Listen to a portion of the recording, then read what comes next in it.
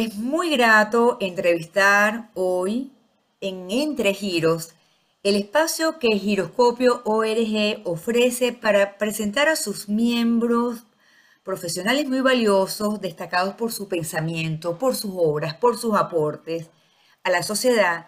Y hoy tenemos a alguien muy especial, a Enrique Ali González Ordostroberti. ¿Eso se dice así, Enrique? Bueno, si fuera en Carupa no sería fácil. Ordos goit. Como si Bien. dijeras gordos y le quitas la G.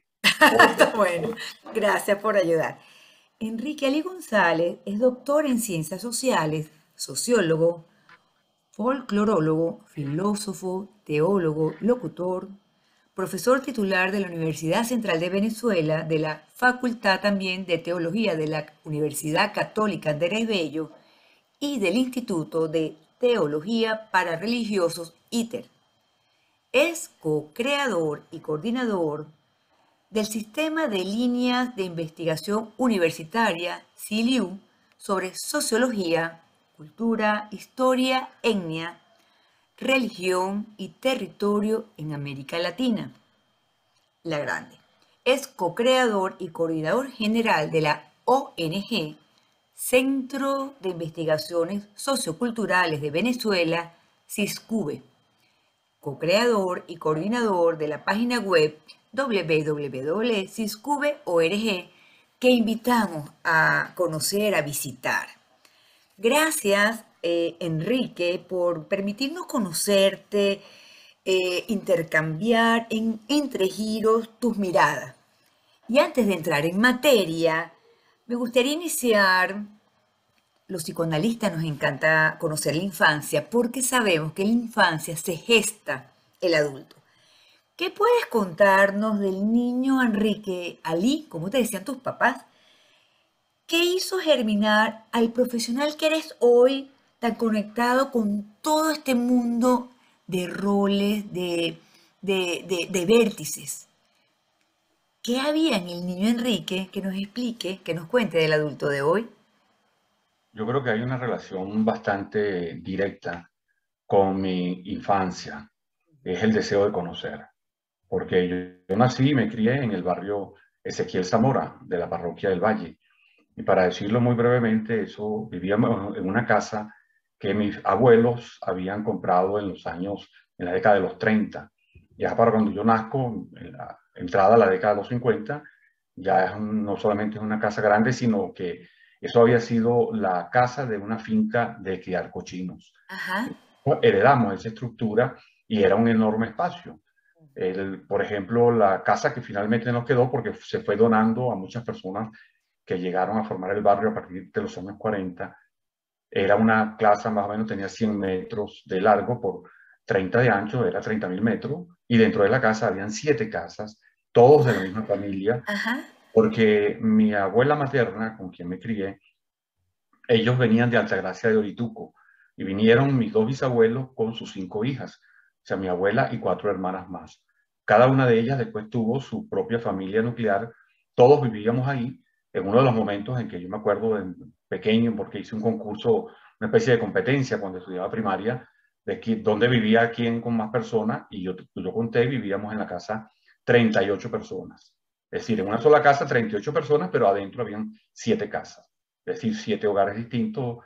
Y fui el primero de una generación, porque fui el primer bisnieto, el primer hijo, etcétera, por una condición yo soy hijo natural y mi mamá tenía 15 años.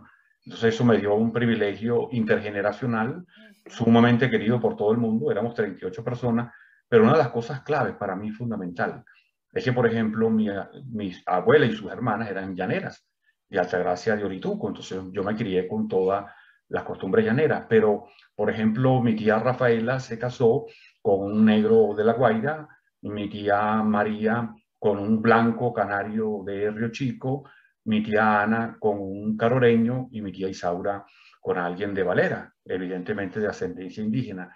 Y todas las familias de ellos, de los esposos, iban también a la casa, entonces yo me nutría mucho del ser larense, del ser llanero, que era el propio mío, y del ser de Carora, del ser de Río Chico, etcétera. Y además mi familia, por parte de los Ordogoiti, que también era mi mamá, era Ordogoiti, nos relacionábamos muchísimo con Carúpano. Entonces todo eso me dio una diversidad enorme. Ujú. Luego estar en el barrio, fuera de la casa había un murito que lo bautizamos el Muro de la Reflexión. Otro amigo mío que vivía al frente de la casa, éramos amigos, apenas teníamos 5 años y ya nos sentábamos en ese muro.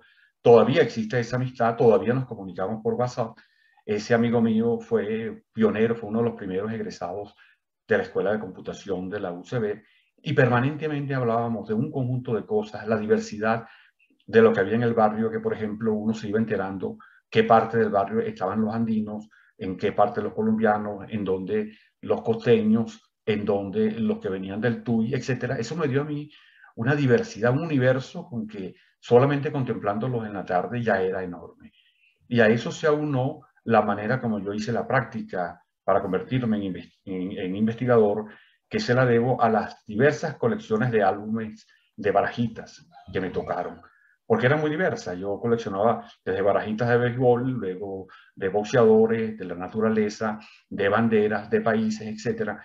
Y cada aventura de llenar un álbum era una aventura de exploración, porque teníamos no solamente lo que íbamos aprendiendo con las barajitas, sino después con quién íbamos a intercambiar las barajitas, cuánto nos faltaban, y había toda una preocupación por llenar los álbumes. Eso nos dio a mí, yo estoy convencidísimo, me dio la idea de la constancia, de la búsqueda del saber, además de un saber que nunca cesa, porque terminaba un álbum, empezaba otro, y así sucesivamente después con el roce de las diversas familias que integraban mi familia ampliada, me iba abriendo de tal manera el espectro de la diversidad, que entonces yo simplemente me acostumbré a que el mundo era diverso, el mundo era interesante, que había que todos los días explorarlo, incluso por distintas áreas de manera sistemática.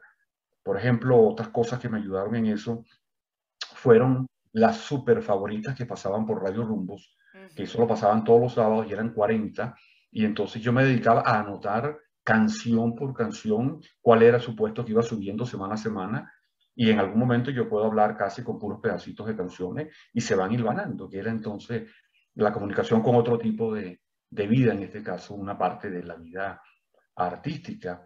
Entonces, bueno, ahí la infancia mía para mí me ha marcado y todavía me marca, afortunadamente. Y todavía existe el Murito, aunque ya no vivo ahí, ya mi familia, que terminamos siendo 8 casas, vendieron 7. Solamente queda un pedazo de la casa donde hay familia, que son unos primos míos. Pero de resto eso quedó muy marcado, esa parte de la infancia de la casa. Pero es que eso explica entonces la riqueza que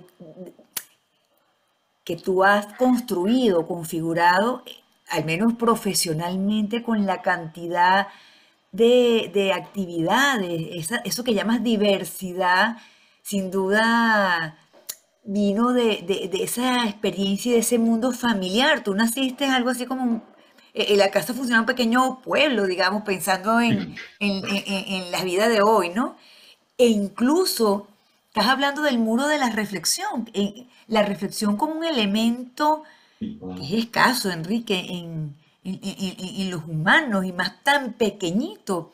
Eso tal vez está muy asociado a lo que tu formación, la filosofía, la teología, o sea, que ha aportado finalmente, digamos, tú arrancas o inicias la infancia con una riqueza, te preparas, te formas en algo que le da estructura, le da orden, le da método para pensar, para concebir, para investigar.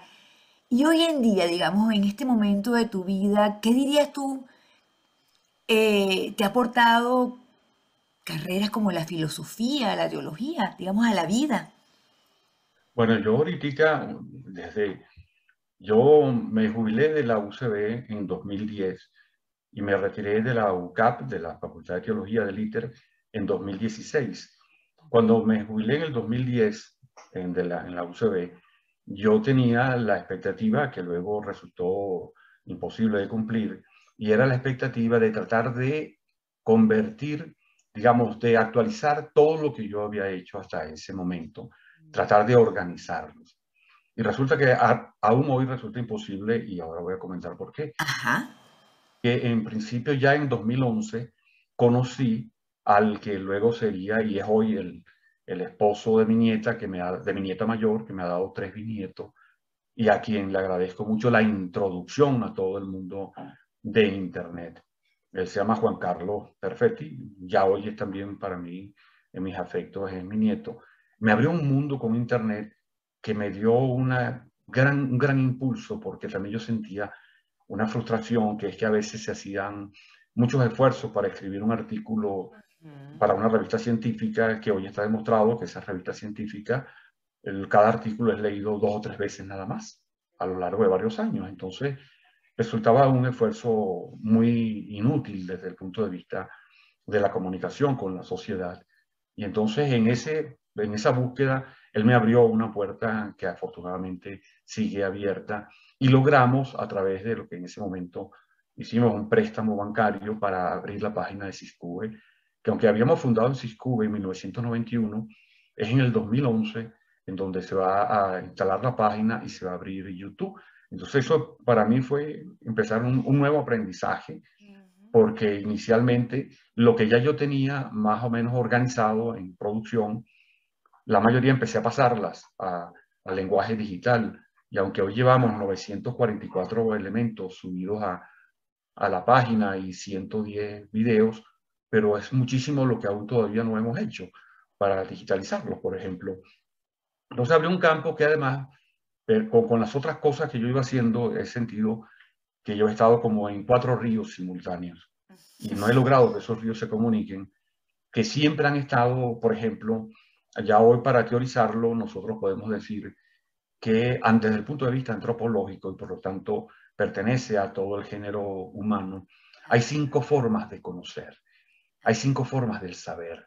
El saber de la razón que demuestra cómo es la filosofía, el saber de la razón que comprueba qué es la ciencia, el saber a través de lo sensible, que es el arte, el saber a través de la fe, que es la religión, y el saber a través de la experiencia, lo que sería la praxis.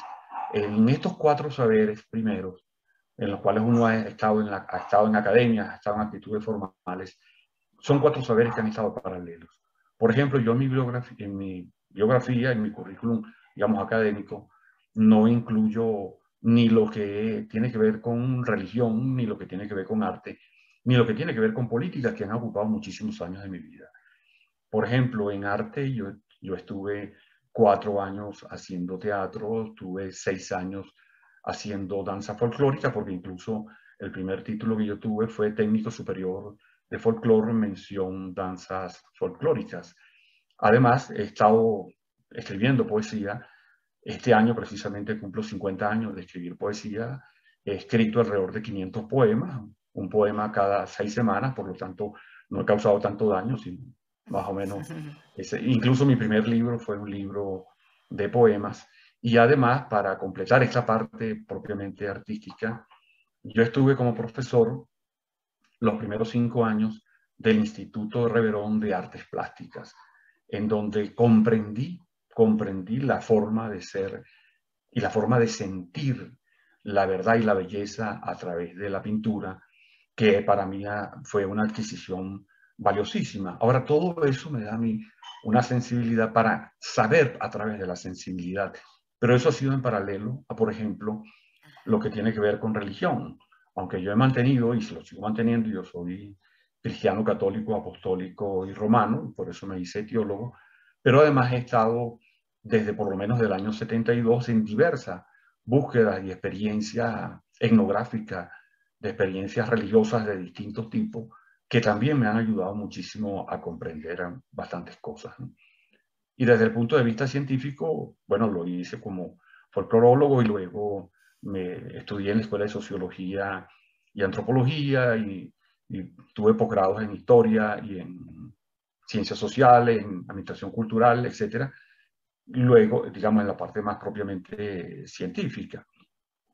Y finalmente, digamos, logré entrar en un proceso de tanto de práctica profesoral en la Escuela de Filosofía de la UCB, que ingresó en 1990 de la mano de Omar Astorga, que Omar Astorga es la única persona con la cual yo mantengo vínculos de los que estuvimos graduados de bachilleres en 1972. O sea, tenemos 50 años de graduados y antes habíamos estudiado desde tercer año en bachillerato. Me lleva a la Escuela de Filosofía, ahí comienzo una práctica docente como jefe de la Cátedra de Pensamiento Latinoamericano y simultáneamente en 1991 voy a durar 25 años como jefe de la Cátedra de Pensamiento Latinoamericano Ujú. de la Escuela de Teología de la Católica.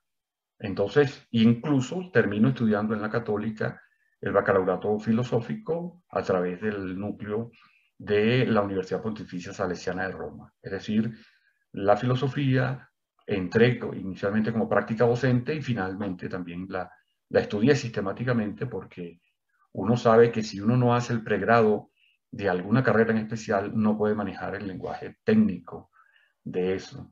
Entonces, esas cosas, luego estudié también ya sistemáticamente la teología cristiana católica, pero bueno, todo eso me fueron dando elementos para ampliar la visión, no para reducirla, para comprender que, por ejemplo, Ajá. cuando uno habla con otra persona, que es sociólogo nada más, y habla de religión, ya uno conoce las virtudes, pero también sus deficiencias, y así en general con las cosas. Por eso es que hoy en día estoy mucho más confundido que antes, gracias a Dios.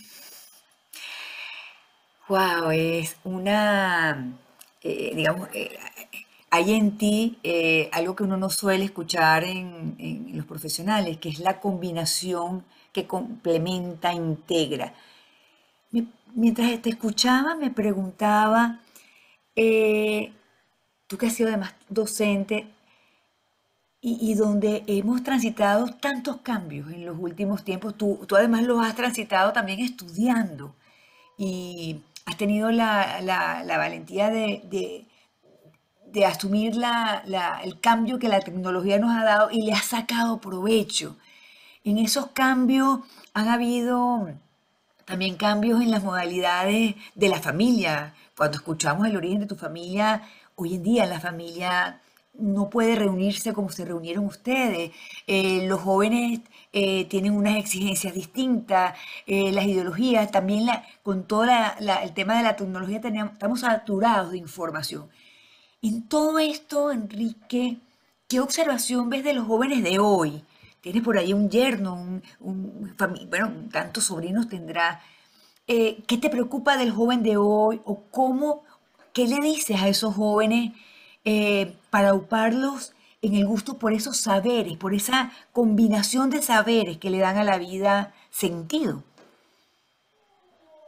Bueno, desde el punto de vista familiar, ya yo tengo 6 nietas y 2 nietos y 3 bisnietos y tengo, digamos, un yerno, el esposo de mi hija mayor es más un hijo que un yerno y bueno, tengo un familia y además soy el mayor de 10 hermanos porque éramos 11 pero uno se murió, pero aquí también hay una diversidad porque yo tengo hermanos por parte de padre, de madre y de papá, que es otra parte de la realidad porque en mi caso, como yo soy hijo natural, pero afortunadamente mi mamá y mi papá son primos hermanos, entonces no hubo nada desconocido al final, ¿no? Aunque costó un poco, pero no hubo nada desconocido, no hubo, todos eran ortogoites y al final, digamos, ahí desde ese punto de vista hay una continuidad, pero sí hubo una cosa importante en mi crianza que fue lo que llaman el avunculado, como sucede con los guayú,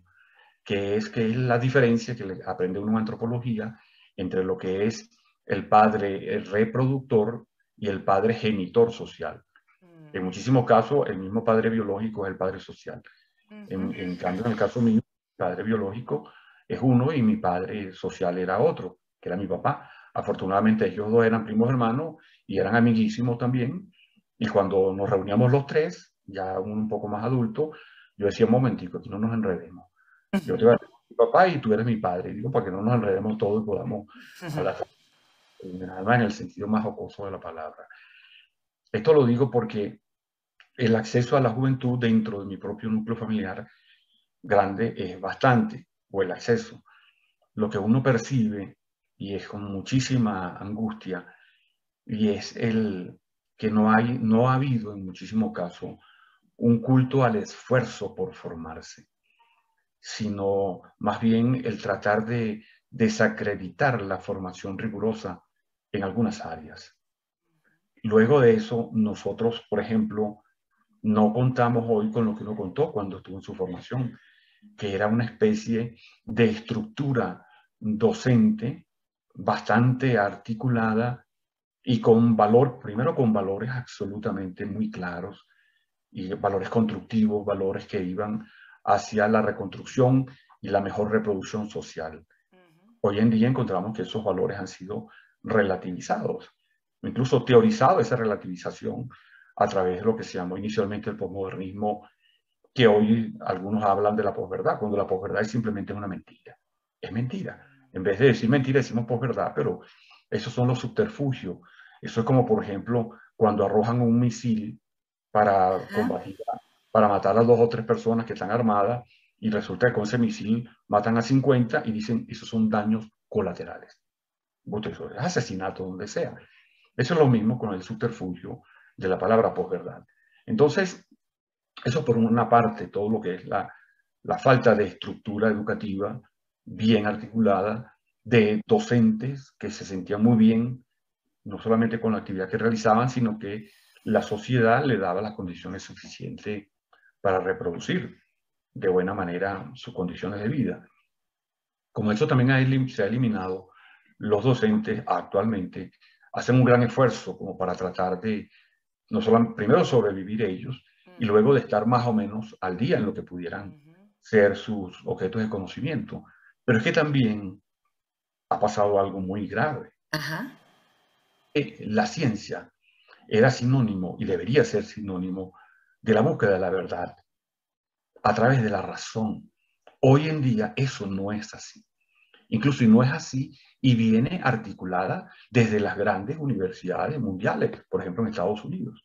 Por ejemplo, decir, sabiendo hoy todo lo que se ha logrado conocer del ADN, de lo que significa toda la genética y de lo que eso implica para la definición del ser humano, ¿cómo es que hoy alguien quiere establecer como premisa que el sexo biológico no tiene nada que ver con la definición sexual de las personas?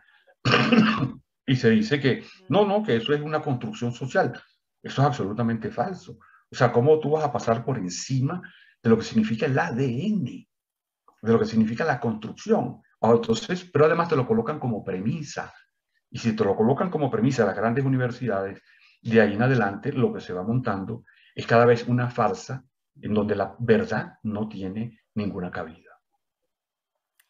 Mira, qué tema tan serio y tan importante, porque creo que me haces pensar en lo que son las sociedades enfermas actuales, ¿no? Donde se distorsionan eh, a propósito de... Se distorsiona la verdad y se crean hasta falsas, bueno, las falsas ilusiones. Estamos dentro, me haces abrir con un montón de preguntas y ¿cuál escojo? Porque es tentador preguntarte toda esa mirada de la verdad y la política, la verdad y la ideología, la verdad y las redes, la verdad y estos tiempos, ¿no? Los cambios. No podemos abarcarlo hoy todo, pero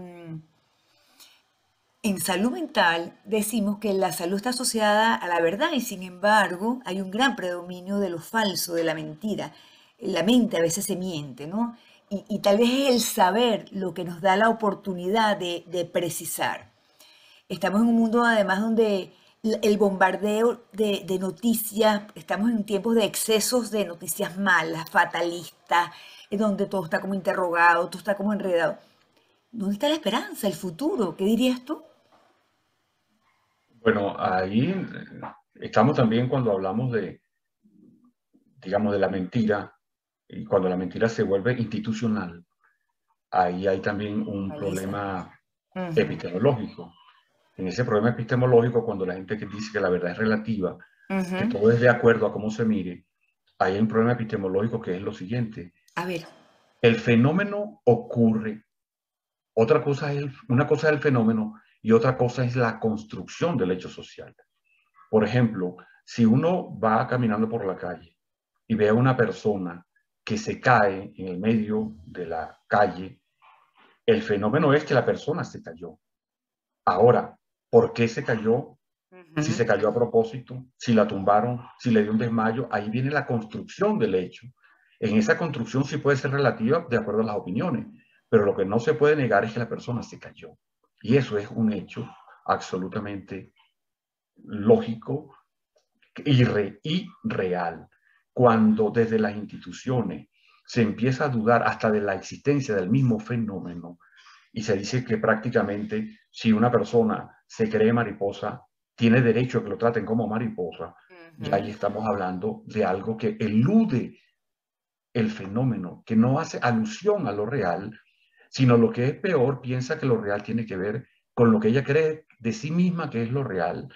Y por lo tanto, entonces la realidad no solamente que no es compartida, sino que la realidad se impone desde un objeto, desde un sujeto que es dominante, Ujú. y todos los Ujú. demás tienen que empezar a creer esa realidad, lo cual hace que, por ejemplo, estemos cada vez más en un proceso de construcción de un sistema totalitario a diversas escalas a nivel mundial. Pero ese sistema totalitario se basa en la negación de la percepción de lo real para ir creando una especie de suprarrealidad manejada por quienes controlan los resortes del poder que van en contra entonces de la razón. Por eso, desde ese punto de vista, lo que puede ser la esperanza para quienes participamos de cualquier religión, la esperanza es fácil definirla. En cuanto, por ejemplo, desde el punto de vista mío cristiano católico, la esperanza es la fe en que lo que viene va a ser mejor. Eso es la esperanza. Es a quien espera. Ahora, eso no significa que uno tiene que tener una actitud pasiva ni nada, sino no. Si yo creo en Dios y por lo tanto ya tengo todo una explicación, una cosmovisión del mundo, porque también ya, digamos, más o menos guiándonos un poco por lo que decía Morán, en principio de la hipercomplejidad, y Morán hablaba de tres situaciones hipercomplejas o tres Ajá. cuando hablaba de el hombre, el ser humano, hablaba de la sociedad y hablaba de la naturaleza. Yo creo que a eso hay que agregarle la cosmogonía y tendríamos cuatro grandes universos que están, por supuesto, interrelacionados, pero cada uno tiene su propio radio de acción y se caracterizan por la hipercomplejidad.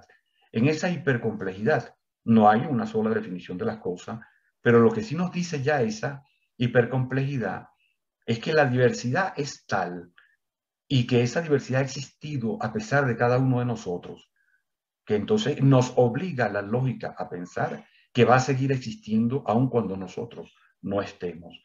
Por lo tanto, para explicar a veces las crisis coyunturales, hay que ver el largo plazo histórico. Ujú. Incluso hay que nosotros, yo tengo un pequeño, una conferencia que hice que todavía no la he publicado, perdón, en donde hablo de la necesidad de nosotros manejarnos con 11 dígitos, con 11 dígitos, A ver. porque la realidad nuestra, y cuando digo la realidad, estoy hablando de una parte de la realidad, la que es del Big Bang para acá, Ujú. porque también hay una realidad del Big Bang para allá, que ya, digamos, podríamos hablar, pero desde el punto de vista teológico. Estamos hablando de la realidad física. Y tengo un cuadro, no lo traje hoy porque por supuesto no sabía que esto podía salir, pero nosotros necesitamos pensar en 11 dígitos, porque cuando nosotros hablamos de 4 o 5 años, eso es un dígito. Si hablamos de 20, ya son dos dígitos. Si hablamos de 300, son tres dígitos. Por ejemplo, si nosotros analizamos la sociedad venezolana, nada más por últimos 20 años, la estamos analizando en dos dígitos o 24 años. Tenemos que analizarla por lo menos en tres dígitos. Ya eso implica que debemos analizarla por lo menos desde hace 3 siglos para acá. Pero si nosotros quisiéramos profundizar para ver desde dónde surge la sociedad venezolana, lo que hoy es Venezuela, y eso incluiría sus tres grandes macroetnias con sus orígenes históricos, como es el origen precolombino, el origen español antes del siglo XV y el origen de las Canarias antes del siglo XV y el origen del África Negra antes del siglo XV. Eso ya nos ubica, por lo menos prácticamente directo, en cuatro dígitos, que son 2000 años, 2500 años, dependiendo cada una. Es decir, ya estaríamos pensando en cuatro dígitos. Y podemos seguir así más. Por ejemplo, porque ¿cuáles son los 11 dígitos iniciales con los cuales debemos pensar los Ajá. reales? Es lo que dicen, lo que está demostrado físicamente. A ver, El ajá. Big Bang se produjo hace 13.780 millones de años. Esos son los primeros 11 dígitos que nosotros tendríamos que tener en cuenta. Y luego, si nosotros decimos, hace 9.000 millones de años se formó el sistema solar y después un poco más la Tierra, y ahí tenemos 10 dígitos. Y si nosotros seguimos bajando, por ejemplo, a la aparición de la vida o a la aparición del ser humano, el ser humano apareció, el ser humano sí, que viene de los antrópodos, de los antropoides, apareció hace 5,2 millones de años. Ahí nosotros estamos con 7 dígitos. Entonces, no podemos tener una visión real de lo que sucede si no tenemos una visión de nosotros mismos en relación con esos 11 dígitos, Ok. porque es posible establecer una secuencia, una causa y efecto, o por lo menos una secuencia fácil de nosotros mismos 11 dígitos atrás. Si no tenemos esa visión, evidentemente que estamos perdidos para poder tener esperanza. Pero cuando uno la tiene, la esperanza ya es algo congénito. Bueno, es fascinante escucharte y por eso la invitación es a que visiten tus trabajos, Siscube, y hacer contacto contigo porque yo creo que la esperanza, yo diría que también tiene que ver con y ubicar la parte sana de lo humano, que probablemente no es la que a veces sale digamos, en los medios de comunicación y en las redes. Y que funciones como las tuyas, roles como tuya, apuntan justamente a esa parte sana y parte de promoverla es una de las búsquedas y de las propuestas de Giroscopio, esta plataforma de la que somos miembros y que me gustaría preguntarte qué te anima a participar justamente en esta reunión de profesionales, colegas, amigos, muchos migrando, que nos reúne y que parecen ser esa oportunidad para hacer del saber, promoverlo y apuntar a qué, repito. Bueno, para mí Giroscopio me parece una iniciativa loable, interesante, con mucha proyección de futuro. Tuve la fortuna de ser invitado a participar desde el inicio, porque todos los organizadores han sido amigos míos. El que menos tiene son 3 décadas de Imagínate. amistad, por lo tanto ya nos conocemos muchísimo en situaciones bastante agradables a lo largo de todo un desempeño muy grande, pues a través de las cosas que hemos hecho y llevó a que no solamente yo participe, sino que me reuní con Siscube, con toda la gente que me acompaña en Siscube, y decidimos establecer una relación estratégica con Giroscopio. Y creo que eso nos beneficia a todos y es muy bueno porque Suma. además Ujú. suma bastante y Giroscopio tiene un perfil muy interesante en donde pueden converger, como ya los vienen haciendo, numerosas personas que se han caracterizado por una reflexión seria y sistemática sobre diversos aspectos de la realidad. Por eso me siento honrado de haber sido invitado a formar parte también de esta aventura interesante como Giroscopio. Estoy segura que para Giroscopio es un placer, un honor tenerte y contar con el estímulo de pensar y reflexionar como aquel murito del niño, ¿ah? que, que, que nació con una capacidad para profundizar tal como hoy nos las has permitido conocer. Muchísimas gracias, Enrique A Ali ti. González. Seguimos y seguimos aprendiendo, seguimos intercambiando y seguimos viéndonos en Giroscopio. Muchísimas gracias. Gracias a ti, muchísimas gracias y salud, que todo este proyecto siga desarrollándose. Gracias a quienes nos siguen. Seguimos en la próxima.